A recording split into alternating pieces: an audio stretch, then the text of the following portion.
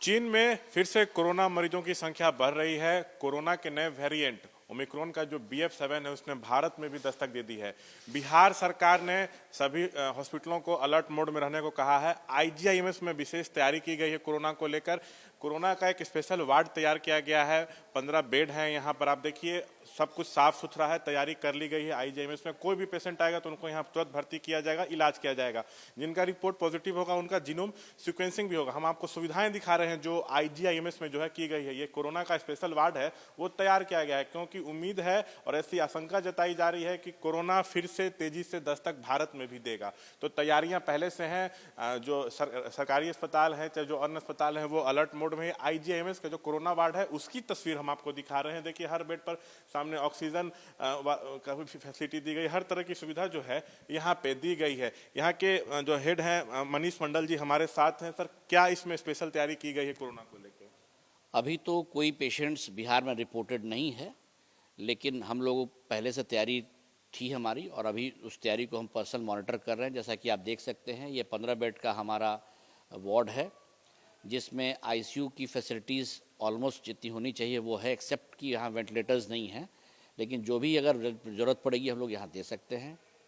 अभी 15 बेड रखा गया है, अगर ज़रूरत पड़ी तो कैपेसिटी मेरी 500 तक की है। 500 पेशेंट को हम लोग यहाँ मैनेज कर सकते हैं। जिनकी रिपोर्ट पॉजिटिव आएगी उनका जीनोम सीक्वेंसिंग भी होगा यहाँ। जितने भी पेशेंट्स पॉजिटिव आएंगे, चाहे वो इंस्टीट्यूट के अंदर हो चाहे बिहार के कहीं से भी सैंपल हमारे पास आए, सारे के लिए जीनोम सीक्वेंसिंग से हम लोग टेस्ट करके उसके वेरिएंट पता करेंगे। ये वो वेरिएंट जो अन्य राज्यों में भी आया है BF7 वही है या और कोई वेरिएंट? कोई पहले की तरह कोई दिक्कत ना हो इसलिए राज्य सरकार ने अलर्ट मोड में केवल आप लोग की तैयारी पूरी हो भी गई। जी, हमारी तैयारी पूरी है और जिस तरह की भी ज़रूरत पड़ेगी आगे और संसाधन बढ़ाया जाएगा। लोगों को क्या आपका सजेशन है? जिस तरह से लोगों में अब पैनिक भी क्रिएट हो रहा है कि कोरोना फिर से आएगा। नहीं, पैनिक होने की कोई बात नहीं है क्योंकि हम लोग की ज़रूरत है कि सबसे इम्पोर्टेंट ये है कि हम लोग 2 तरह की इम्यूनिटी है हमारे यहाँ। एक तो हमारी वैक्सीन अपने लोगों पर टेस्ट की हुई है और सबको पड़ चुकी है। दूसरी भी हमारे यहाँ हर्ड इम्यूनिटी ऑलरेडी हो चुका था, चाहे वो फेज़ 1 हो चाहे फेज़ 2 हो, किसी न किसी को किसी न किसी तरह से ये बीमारी हुई थी और उससे इम्यूनिटी जनरेट हो गई। यानी एक होता है एक्वायर्ड इम्यूनिटी जो वैक्सीन से आती है, ये कि सेल्फ इम्यूनिटी जो खुद से आती है।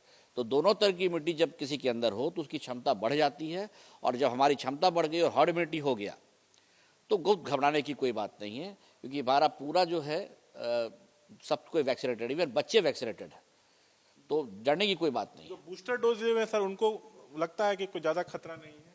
देखिए वायरस नया है, इसकी इंटेंसिटी बढ़ सकती है लेकिन इसकी ड्यूरेशन कमेगी।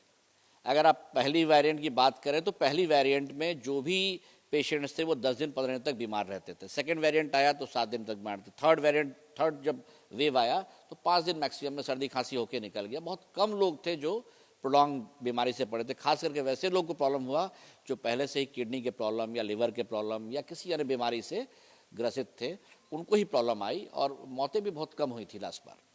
क्योंकि देखिए इनकी पूरी टीम भी है जो यहाँ पर तैनात है। कोई भी अगर पेशेंट आता है तो तुरंत में बेहतर इलाज दिया जाएगा।